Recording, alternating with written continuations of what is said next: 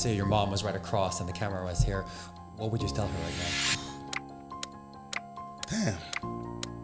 Wow. Jesus. I mean, we have gone through a lot. You get it, like, but we try not to show people that what we went through. We just trying to be strong. As bro, like I think my mom, she was the best mom ever. On this episode of Welcome to the Now, we have my dear friend, YouTuber par excellence, Calvin Castiel. Hailing all the way from Angola, finding himself growing up in South Africa, and then, out of nowhere, or maybe somewhere, finding himself here in the Philippines, where not only did he go to school, not only did he get to know the culture, the language, and the people, but also found himself in a career, not only shift, but combination of not only being the engineer that he is, but also being a pretty famed YouTuber.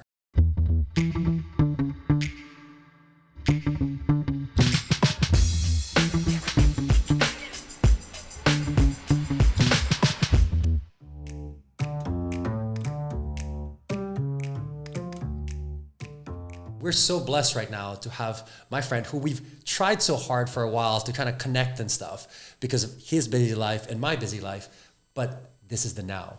And so we're excited to really have him and to dive in to what it means to be a content creator, what it means to be an influencer, and how this actually is a high-performing career where you need to high-perform in every possible way because you have to keep on posting content, and this is the only way you can actually, in a sense, survive this world. So we're ready to dive into this situation and so excited to talk about his journey, talk about the future of what he's looking for, and at the same time, understand what the now is for him. Wow. And here we go. Thank you so much for the beautiful introduction, brother. How are you, man? Thank you, man. Thank you for being here. Thank you so much. I think, first of all, to invite me here, I think it's a pleasure. I mean, as you said, we've been talking for a while, and now we made it happen. So first and foremost, let the audience please know who you are, and in a way, maybe a little description of your life and what you're doing right now, and then to be able, then we'll go into the nitty gritty of it afterwards. Okay. So, hi guys. Once again, my name is Calvin Castiel. I'm a YouTuber, content creator. What you guys want to call it? I mean, born in Angola, live in South Africa, as he said, and have been in the Philippines for like going now 10. I have been here for 10 years, going 11 years, and I found myself. As a content creator in the country. I have been living here for a while.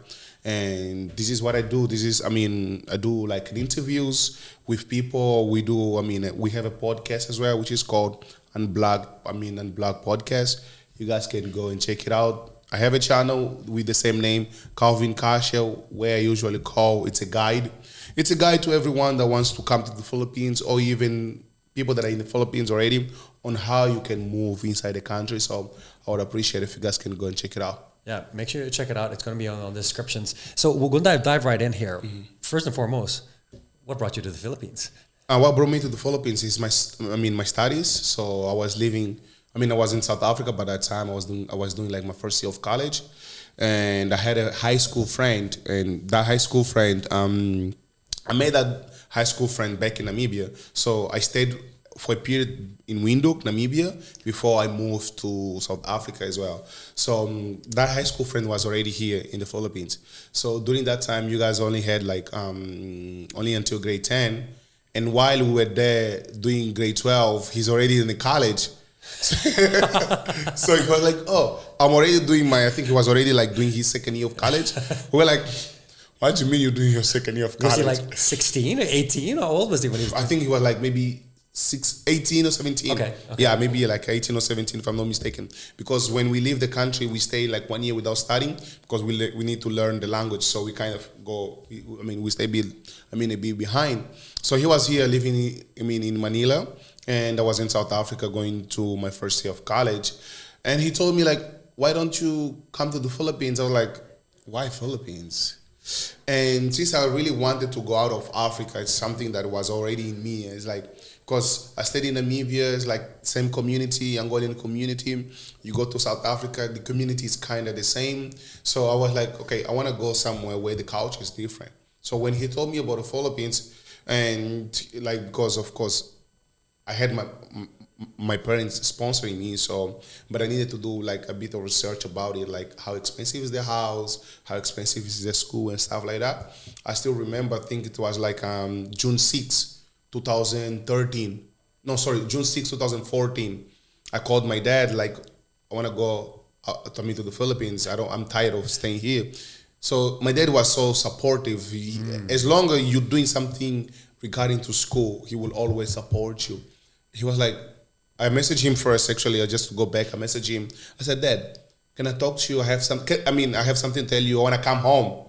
And he told me, don't come home without telling me. If you want to talk to me, prepare me right now so that when you get home, I already know what's going on. But at the same time, he asked me, did you get someone pregnant?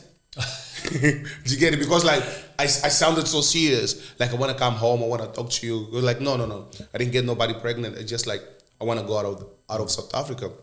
And he's like, where you want to go? I said, Philippines. My dad have never been to the Philippines, but he has been to China. And yeah, because like he's a traveled guy.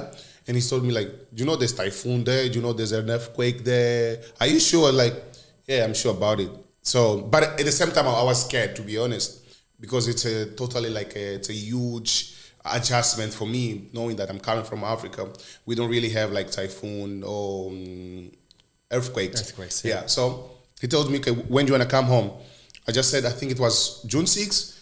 Only in 4 days, he got me a ticket. I went home. I stayed home for 5 days only.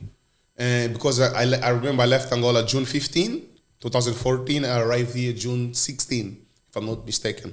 I don't forget it because it's my younger brother's birthday. Okay. Yeah, so that's why I don't forget. So yeah, came here, did all the papers back home, visa stuff. So got in here.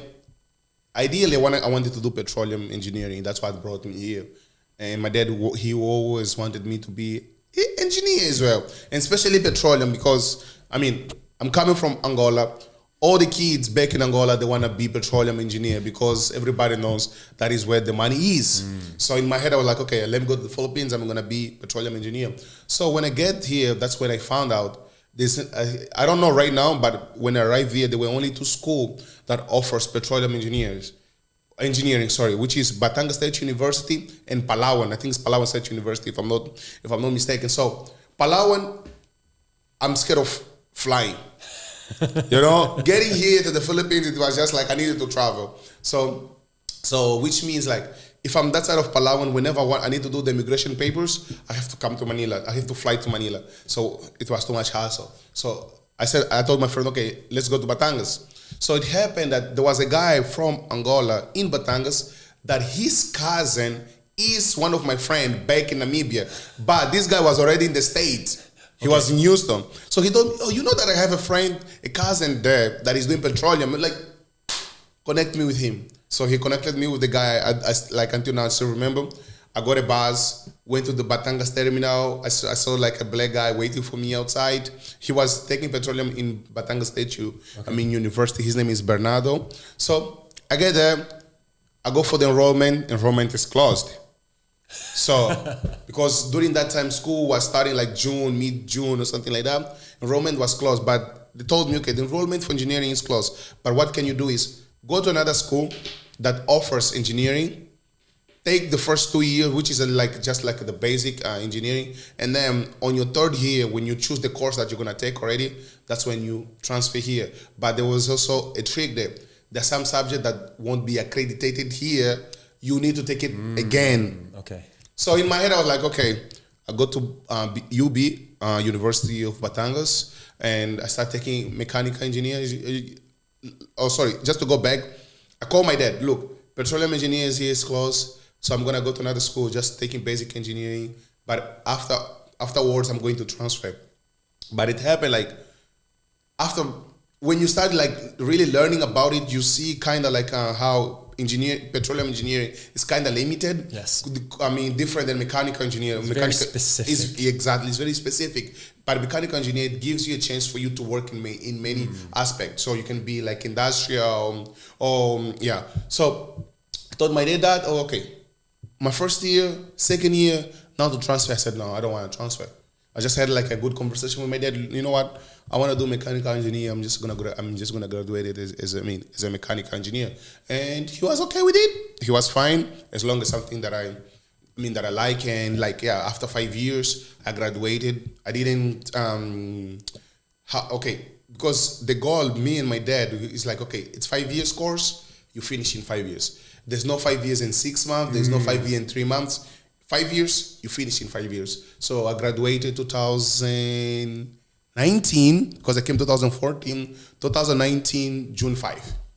Wow. So yeah, that's how I end up in the Philippines. So the amazing thing about this is that I'm just reflecting on your journey is that you came from Africa, you came here, you went to a school that you didn't even know about and end up finishing a course or a degree that in a sense you wanted to do, in a sense, for your father as well as for yourself. Yeah.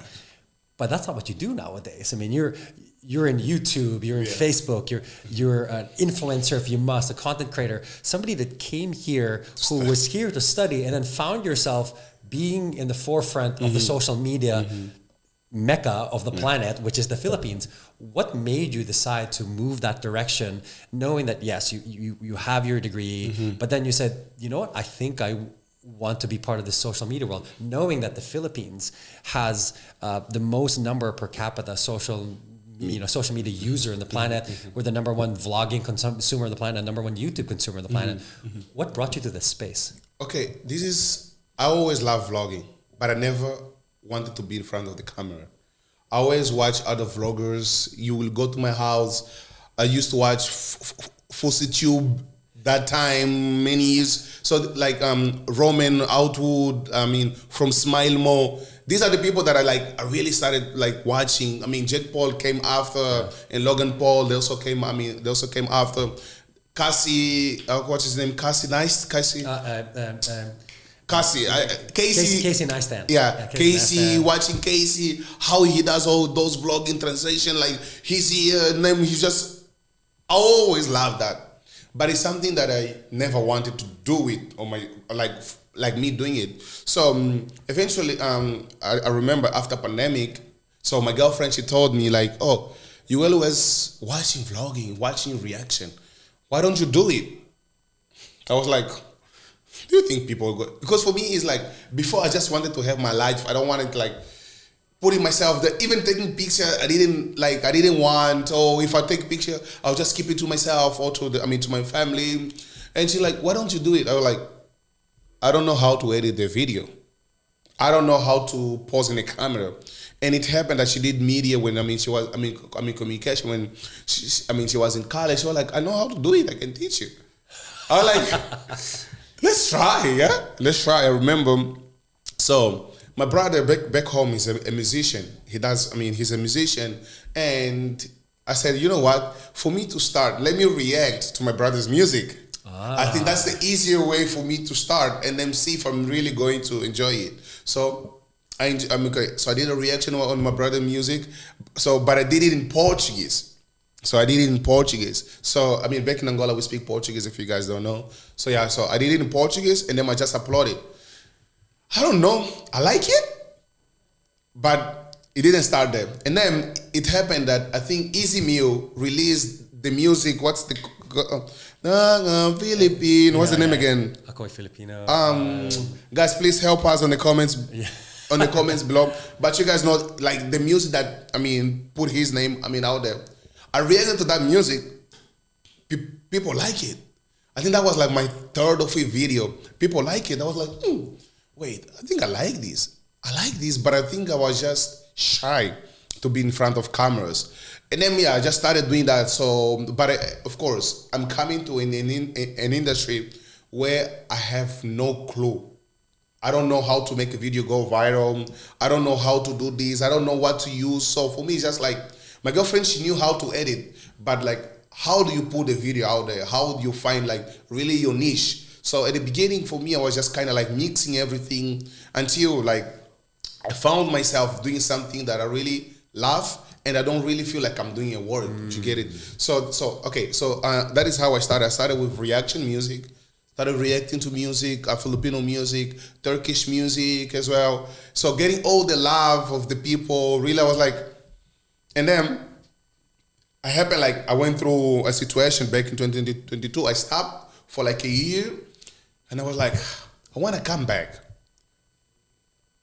I opened a second channel. I was done with reaction because too much copyright. I opened a second channel, and then doing food content. So food, like, that's why all this weight came, guys, sorry. So I was like doing food content, like travel, or I would be traveling the Philippines just for food. The way Mark Wayne's, they do it outside, but I would just be like, do it here in the Philippines. So I would like Manila, go to all the places, Cebu, go to Vegan, go to Baguio, and yeah, I did that until I met Andy Cooks. I don't know if you know Andy Cooks. No, Andy Cooks, it's one, I think he's from Australia, vlogger, the one that's like, babe, what do you want for dinner? Oh, that guy. Okay, so yeah, I met that guy, I mean, in Cebu, and then we collab. We collab in Cebu. And so from that day on, I was like, damn, I wanna. So I felt like things were happening. You get it, like him giving me advices and them just showing the positivity. I was like, I wanna do this. But at the same time, I felt like I don't really enjoy doing this that much because I'm getting a lot of weight. It takes a lot of time editing because like food content is not as easy as we see out there. It takes a lot. So like me traveling, and then one thing that also was like putting me down was like I was putting a lot of energy, but I didn't feel like, okay, people were really showing support on that type of content. So I stopped that. And I told myself, let me give a break. Let me give a break of like maybe 6 months or whatever, just for me to analyze what am I doing wrong. Because by that time, I didn't have nobody guiding me or do this. It had been always me, myself, and I. My girlfriend, she would be supporting me, stay there when I'm like, sad and stuff like that. So that's when FIBA was coming to the Philippines. So FIBA was coming to the Philippines, and I was like, FIBA is coming to the Philippines. The world is coming to the Philippines. The world is coming to the Philippines. Wow, how can I do this? And before FIBA, I was watching already interviews from the guy from Japan. I forgot his name right now. There's this guy from Japan and this black guy in Korea. I was watching the interviews already, and I was like, let me do an interview. Let me start with an interview just to show the Philippines. If I'm in the Philippines, if I'm Filipinos, I would love to know what foreigners think about our country. So that's when I was like, okay. But the strategy, I'm a content creator. So as a content creator, you kind of need to have a strategy as well. So FIBA was supposed to start, I think, on August, if I'm not mistaken. And I decided to start doing street interview on July, a month before. So I put my first content there a month before, just when FIBA comes. At least people, they already know that this guy, he does an interview. I did like 3 interviews before FIBA. When FIBA came, I remember, because I have a motorbike, I went to Bulacan by bike. To Philippine Arena? Yeah, to Philippine Arena. I went to Bulacan, did an interview there. People love it. People really love it. And then they decided, it was like, I think only a few games in Bulacan, but most of the game it was like in Cubao, in Moa. In Cubao, in Moa. So I was like, the kuyas, I think made the video really, for people really to enjoy is like the security guards there. So sometimes they won't allow cameras inside. Yes. Cameras is not allowed inside. But there's this part here where people, they buy the ticket at the booth. So you can be there, but sometimes it's very strict but I just told Kuya, this is what I do, can I be here? They get like, me and them, we felt like we are working together. Like every day, 7 p.m., I think it's like 8, 10, I'm there, I come there, put my camera there, I'm just there with Kuyas, I buy coffee, we drink together, and they allowed me to do it. So whenever foreigner come, I would do an interview. Even sometimes the foreigners already coming. They were like, Calvin, prepare the camera. So you get it? So that love, and I just put myself out there when FIBA came, and people, they love it. People, they embrace the type of content that I do. So I was like, you know what? I'm just going to stick with the street interviews. Before we continue forward, I just want to make sure everyone in the audience understands when he says kuya is an endearing term in Tagalog, which means older brother. Yes. But in the Philippines now, anyone to show respect, normally back in the day, we would call people who are older than us manongs. Manongs meaning like you're older, like uncle or like say uncle or manang for an auntie.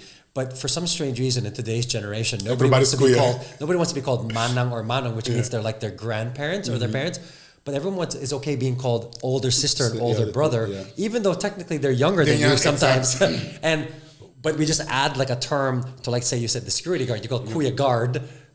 So it's like older brother guard. So sometimes these things don't really make sense in the Philippine colloquial, but once you get the habit of doing it, everyone's a kuya and everyone's an ate. So I love the fact that they embraced you, that they even was part of, like, they felt like they were part of a middle of a filming session. Exactly. Because you were there, you were the talent, the director, and they were almost the producer of the situation. Because I feel that in itself is a massive turning point. Is how did you suddenly get comfortable with having these conversations with these kuyas? How did you get comfortable with knowing how to navigate the rules, so to speak, of being able to film things or not, that then allowed you to produce the content, which really is who you're known for nowadays?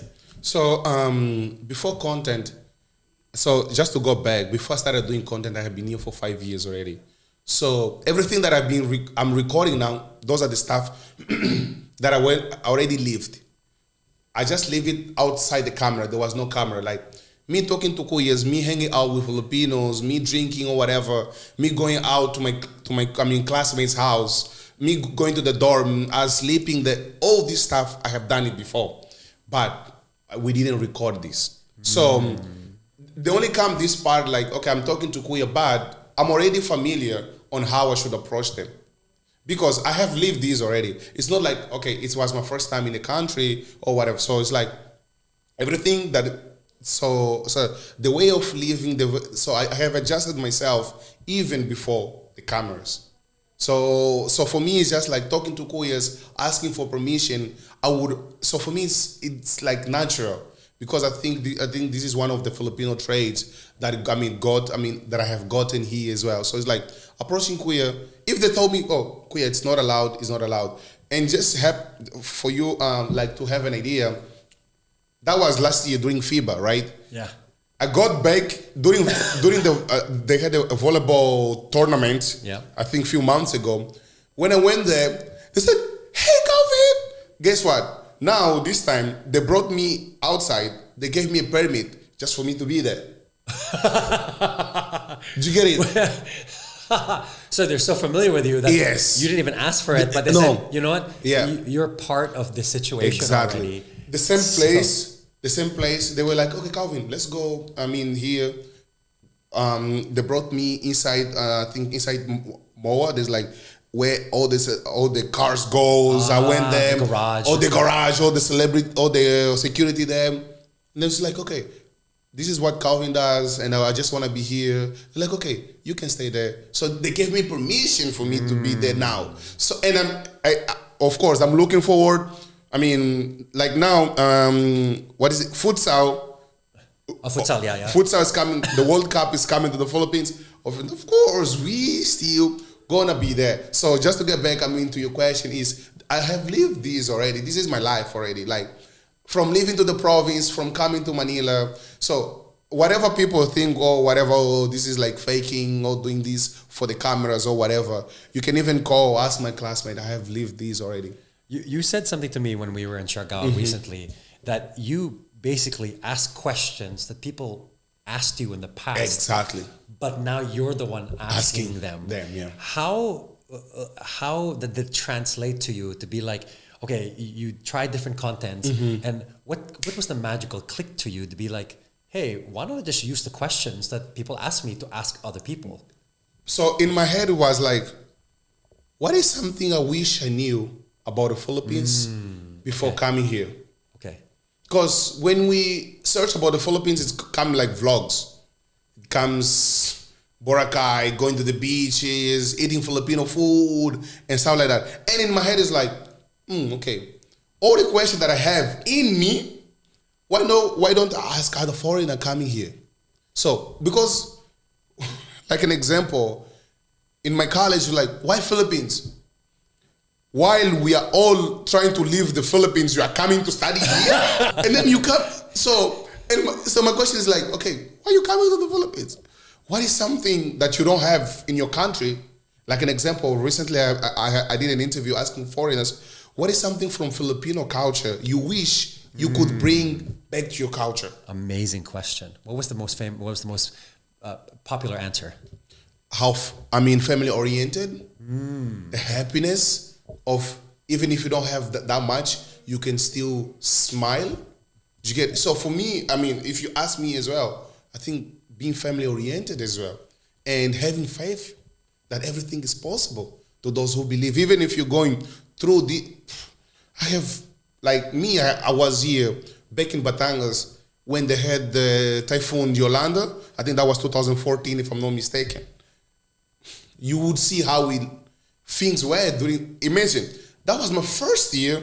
If I'm not mistaken, that happened like after 2 months I was in the Philippines. Someone that comes from Africa, my dad telling me don't go there, there's typhoon.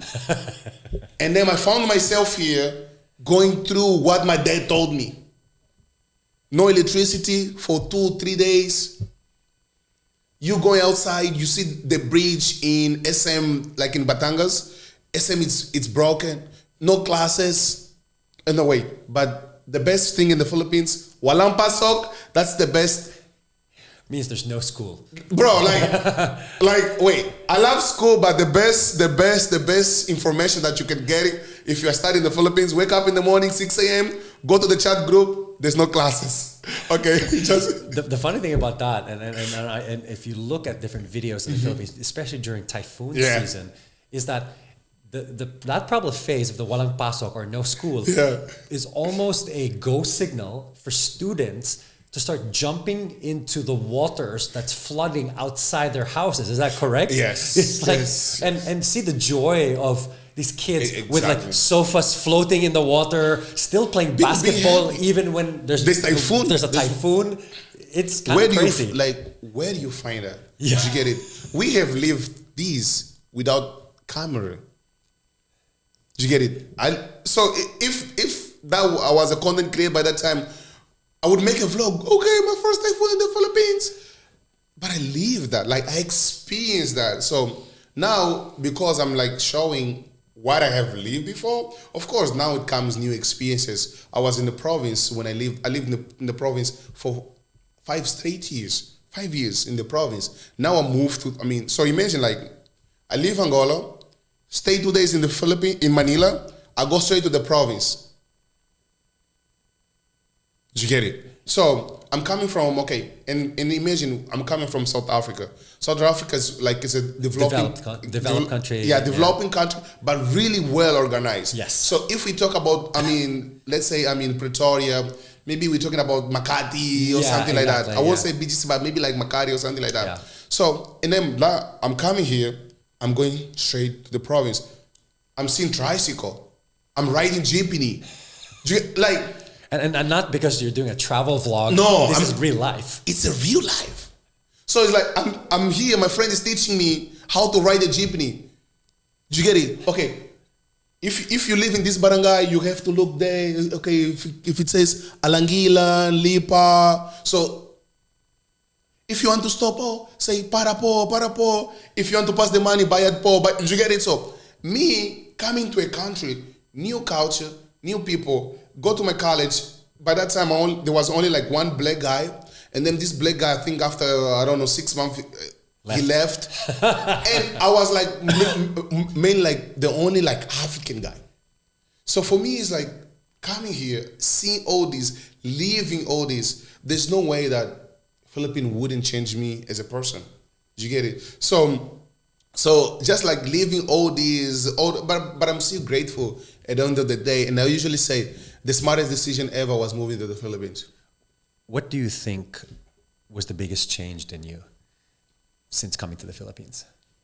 How I see life, because ideally, as a, I think I would say, back home we have the mindset: you born, you go to school, you graduate, you find a job, you have a family. At my age right now, not having a kids, it means like you're losing. Did you get it? All my friends, they have kids already. All my brothers, they have kids already. I'm the only one who doesn't have a kid. Did you get it? But of course, I'm looking forward. Did you get it? Like an example, my mom, she would always ask me for grandson, right? That's how you say it. Grandkids, yeah. She will always ask me for grandkids.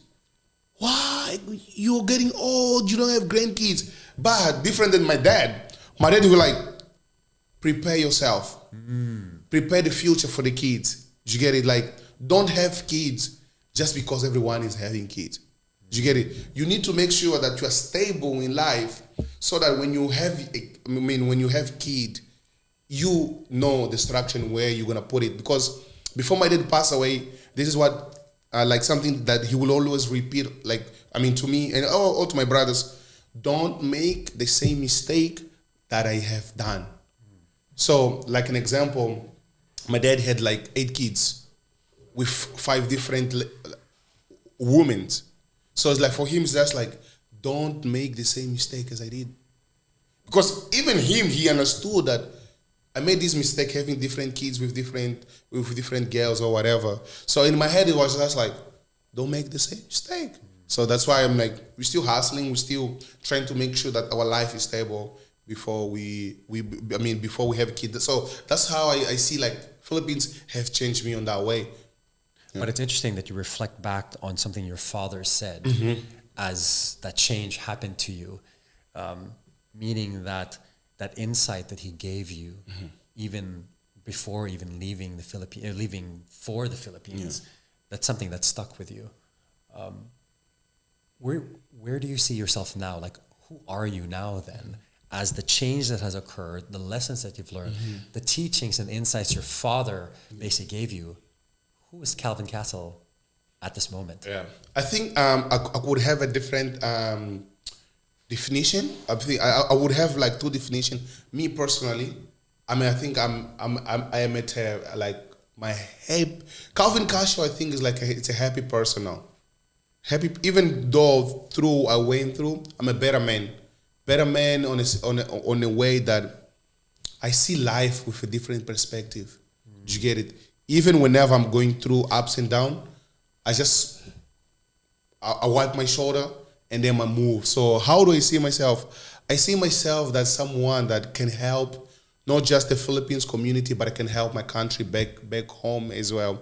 So it's like a lot of people, they have hope on me, especially like my family. Do you get it? So I do this for myself, but at the same time, I do it for my family. Because it's like, okay, it's not like we're looking forward, like an example, social media can change our lives, and we have seen how social media have changed lives of many people out there. But I think is the most important thing is me, myself, doing what I love, putting my content out there. That is what makes me who I am. So my content is a reflection of me.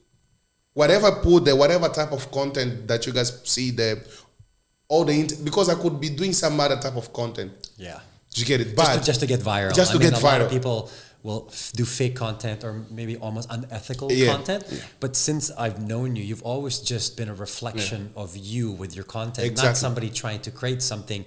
You're living in the moment, and this is when the interviews come, and so that's an interesting and just thought process. Just to add there, like I have met many people. You in the Philippines, I could be doing like just a lot of stupid thing just to get attention of the people. Did you get it? Okay, you're gonna go viral, but like that is not who I am.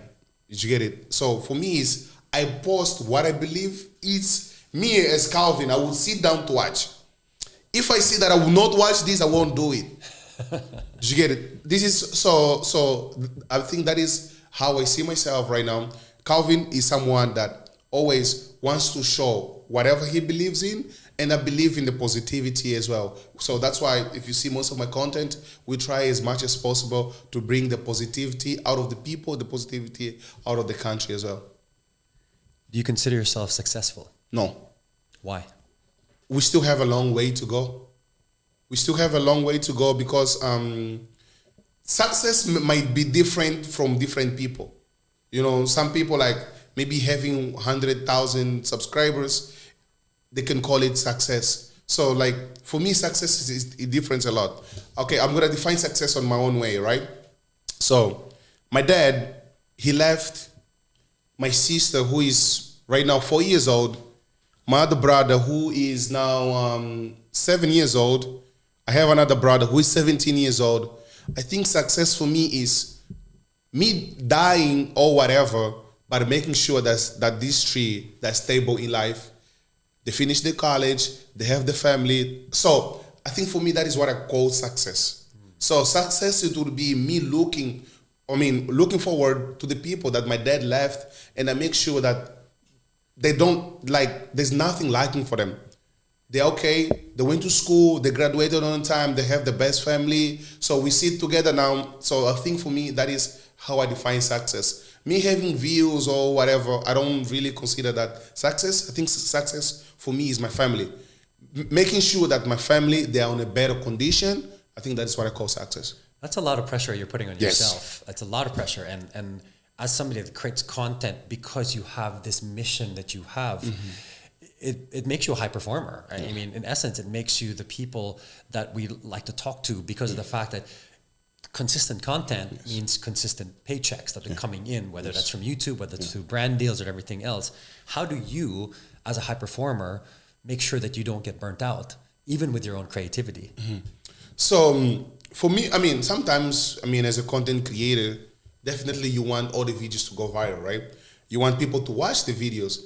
But I think for me is I come to the state, I'm coming from 2 channels already, 2 different type of niche that I was doing before. Did you get it? And not me understand during that time that it's okay even if you don't have views. So now I have built, how do I say?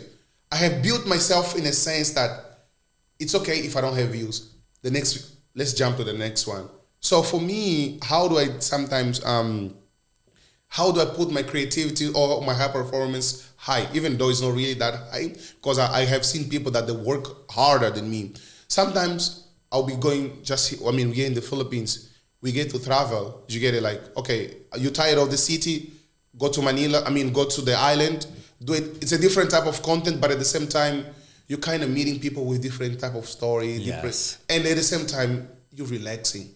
You know, I would do an interview for 2 hours or 3 hours in a day. The rest of the day, I'm just there enjoying myself, going to the beach, have coffee. So I think on that way, that is how I try to find myself. So that I can be, creative enough. So like an example, I think I told you this when we were in Siargao. People, they were always telling me, why only foreigners in BGC? Did you get it? Why only foreigners? Do you interview in Yes, BGC? in BGC. Why you only interview foreigners that are in BGC? And I was like, you know what? Let me travel around the Philippines and imagine how many years it's going to take for me to travel all the places in the Philippines. There's 7,647 islands. Islands, exactly. So for me, it's like we started with Boracay. We did with Siquijor. Now we did Siargao, and there's still a lot to come. There's still a lot to come. So for me, it's just like as much as possible. Even whenever I see myself like I'm tired, I would take a break. But I would take a break on a sense I don't stop uploading videos. Okay. Before I take my break, I make sure I prepare the videos already. In YouTube, there's this thing scheduled. You schedule your video, I just schedule my videos, and then I just go for maybe 2 weeks. No camera, nothing, and then I just live my life. So if I'm hearing this correctly, you say that you prepare yourself. Yes. To make sure that even if you go on holidays to regenerate yourself, that these videos are constantly uploaded. Yes. Which you and I talked about this in one of your own podcast episodes about things that sometimes you overthink and sometimes you get anxious, but that's one thing that you're already doing. You're already preparing the videos for you from a content creator side. So then you don't get anxious about whether something's uploaded now. So that's a great because like if there's no video, because if there's no video, it'll be like, oh my God, there's no video. I need to edit. Oh my God, there's no video. Like, even though I'm just relaxing, I'm resting from uploading, but I'll be worried because the algorithm of the social media, the more you upload, the more engagement you get. Yes. If you don't upload, you don't get engagement. Do you get it? So even though I'm like traveling, I'll just be uploading a video. Yeah. Who is one person that you're grateful for and why? I mean, alive, or even if it's not here anymore? Even not here anymore. My dad. I would say my dad and my mom. Why? I think wherever I am right now is because of my dad. Because my dad was someone who only finished grade 4. Businessman, understood Angola like very easily, like at a younger age. Traveled. My dad, when he was like 17 years old, he was already in the States doing business. He was already in Brazil, so like he would go to Brazil and stuff like that at a younger age by himself. No parents supported him. His dad died when he was like 2 years old. His mom died when he was like maybe 8 or 9. So I think it's like, I would say my dad, because he visualized my future. Not just mine, but my brothers as well. So on a sense, like he will be traveling around very early, like going Brazil, like an example, buying clothes in Brazil, bringing Angola, sells it, go to Dubai. But I'm talking like was like 2000, maybe 99. You get it? That time. Yeah, that time. It was really like that. Like that time. No internet no nothing. Easier brother. Or anything like that. Yeah, so he understood this, like, go here, buy clothes, bring in Angola, resell it.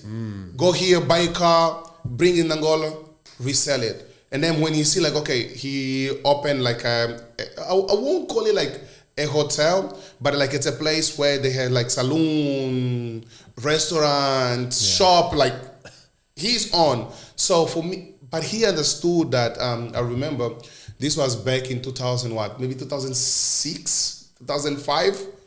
He said like, I want everybody out of the country. All my kids, I want to send them abroad. So first he sent us to Namibia in Windhoek.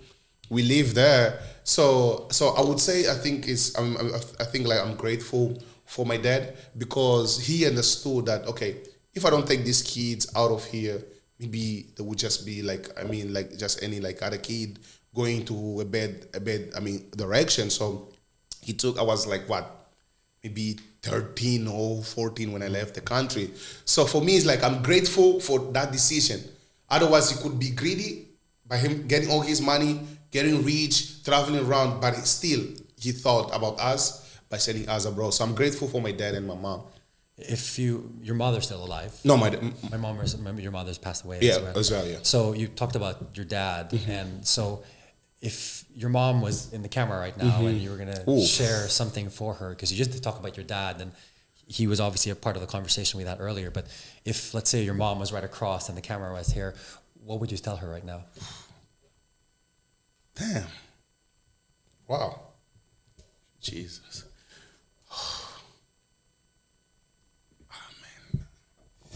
So So it's just, it's something fresh. You get it? Like, my mom passed away like 7 months ago, and we went through a lot together. 2 to 3 years of cancer. She had like a cancer on her face. Man, sure, bro. We have gone through a lot. You get it? Like, but we try not to show people that what we went through. We're just trying to be strong. That's why, just gonna give you an example. Whenever I talk back home, I don't like to see my younger brothers, because I cry all the time. And I don't want them to make me. My other brother say like, you're gonna make the kids feel weak, because like, I was so connected with my parents. You get it? So connected, and I would try not to cry. It's okay. But so it's just like, bro, like I think my mom, she was the best mom ever. Do you get it? Knowing that my dad, because my parents, they got divorced when I was 8 years old. And just her accepting my dad to take the kids away from her. So that was like the big, because at the beginning, my mom, she didn't understand. So she felt like, okay, this guy is taking my son out of me. So it's like sending this away. But I think, I pray and I thank God that she was wise enough to let my dad taking us to another country. And just like an example, when she got sick, and okay, yeah. So like, yeah, when she got sick, I still remember, I do content at the same time, that I have my job as well. I know that the healthcare back in Angola is not good. So I took her, me and my brother, we decided to send her back into another country. So she did like all the chemo, everything. So it was just like, for the past 3 years, we were just working for her health to be much better. Send her to the doctors, check up and stuff like that. And it got to a time she was nice, she was better, and she was just like telling me, like, and my brother, like, if it wasn't for you guys, I wouldn't be here. Did you get it? If it wasn't for you sending me abroad, for you to do for me to do all this, treatment, I wouldn't even be here. So for me, it's like I felt like the decision of my dad gave my mom another 3 years. Did you get it? So gave my mom, like, because my dad passed away like this. My dad, I talked to him today. The next day they called me, my dad is gone.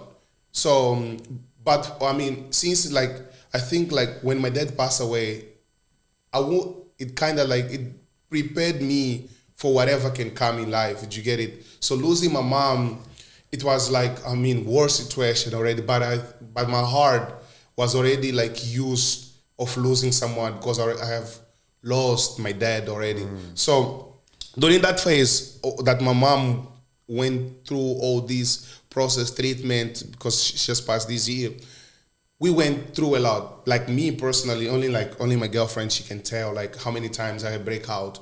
Just I'm working and I'm crying. Like she would come, it's okay. Did you get it? So for me, I think I still remember, I still have a message, an audio message of my mom until today. I never delete. Even my dad's audio, I kept it somewhere. My mom's audio, I kept it on my computer as well. This is like, I remember, this is what she said. I'm gone, I'm gonna go, but just know I didn't harm nobody. I didn't do nothing bad to nobody. If God wants me to go, I'm gonna go. Fuck, yeah. Yeah, if God wants me to go, I'm gonna go. But just know I didn't do nothing bad to nobody. So for me, it's just like I was able to say goodbye to my mom. Yeah. Did you get it? But I wasn't able to say goodbye to my dad. Yeah. Because, and I think, just get back to what you said. The message I would just say, like, I miss you. The whole family misses you. Right, the whole family misses you. We have come through nothing, and we're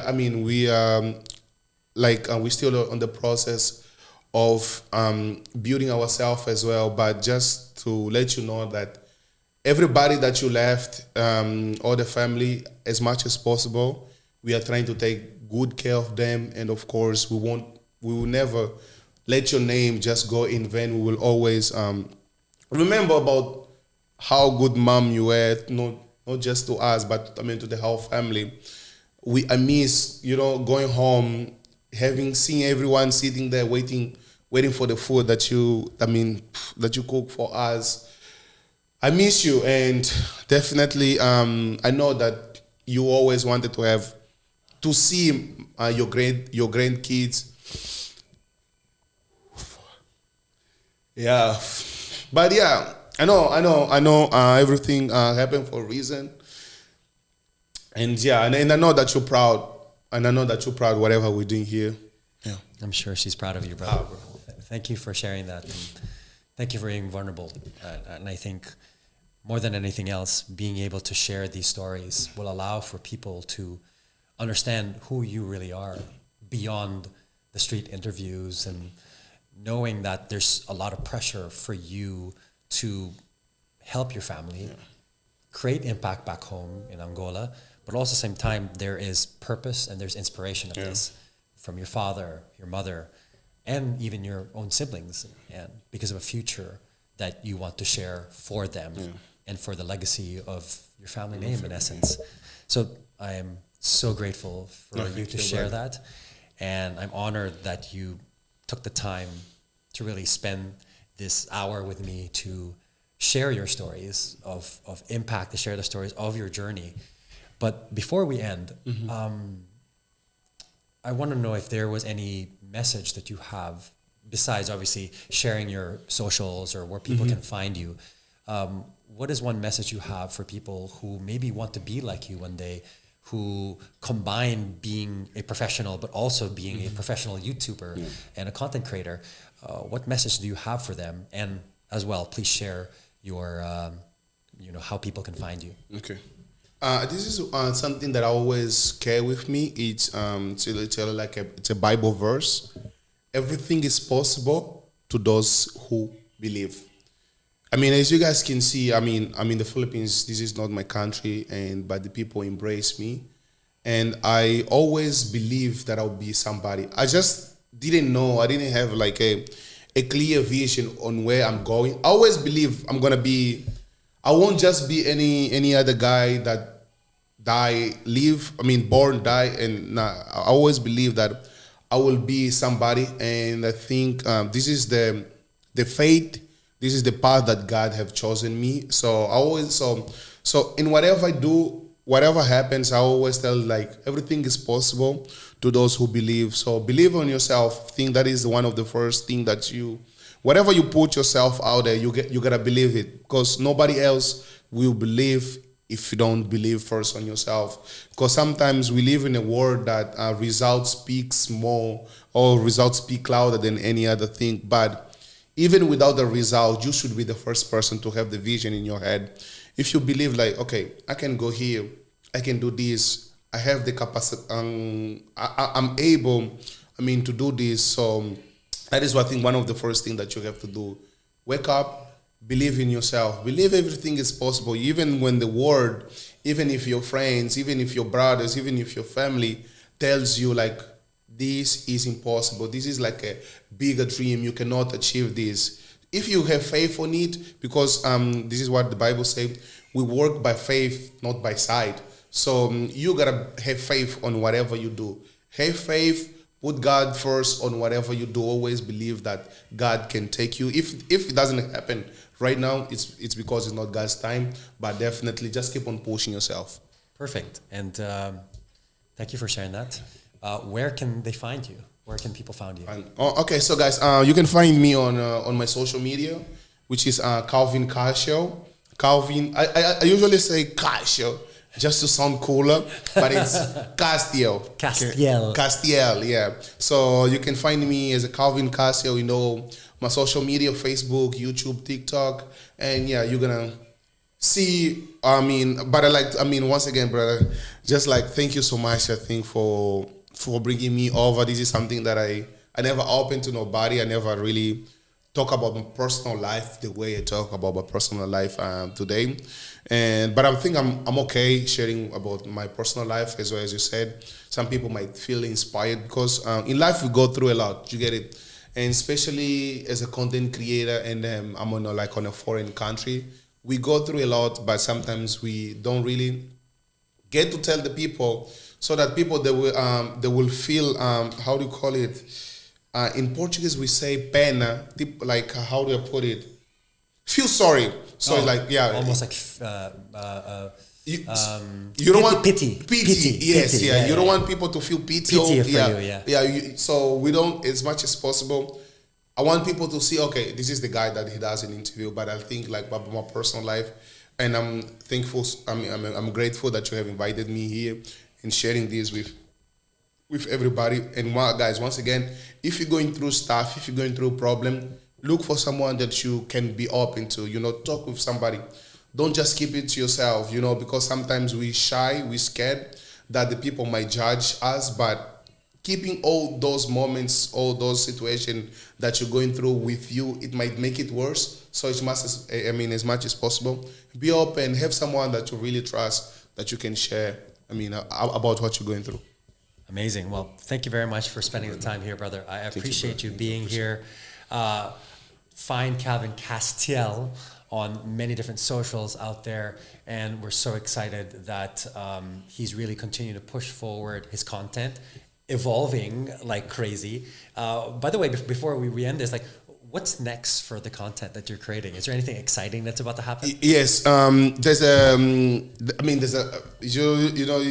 you know, we as a content creator, we kind of think a lot of content, but I don't know when this podcast is gonna come out. But just tell you guys, the Tagalog school is coming out soon. Tagalog content is coming out soon, where you guys will find foreigners with Filipino teachers learning Tagalog. It's really gonna be like a school, us in uniform, going to the street and talking everything that we have learned in the class. So you guys can go and check that out. So you guys will be, so that is what is coming up. I haven't talked about this. This is the first time, and yeah, this is what is coming up. Yeah. Well, this is still going to come out in the future. So okay. Hopefully by that time this comes out, that school will actually be there. Yes. And people will reflect on it, being like, "Oh my God, this thing is gold." Yeah. So truly grateful to Manila Connection so much, for hosting this place. The only thing that's consistent with this podcast, Welcome to Now, is the inconsistency of where we're doing it, because we try to go all over the world and we go to the people and to tell their stories wherever they are. So I could have interviewed in Angola, but you happen to be in the Philippines. So you know what? You're here, and you're here because you're here, and destiny allowed us to be together. So Calvin, much gratitude. Thank you so much, brother. So thankful for you for being here, and thank you for sharing your story, your journey, and your content to the world. Thank you, brother. Appreciate it, man. Appreciate to be here. Wow. What incredible conversation with my buddy Calvin Castiel. From navigating the complexities of identities across continents and oceans to reinventing himself with the challenges, especially being far away from his family. The valleys that he's experienced, they prepare us for the climb ahead. If Calvin's journey inspired you, take a moment to reflect. What's one step that you can take today to embrace your own pivot? Share it with us. I'd love to hear your story.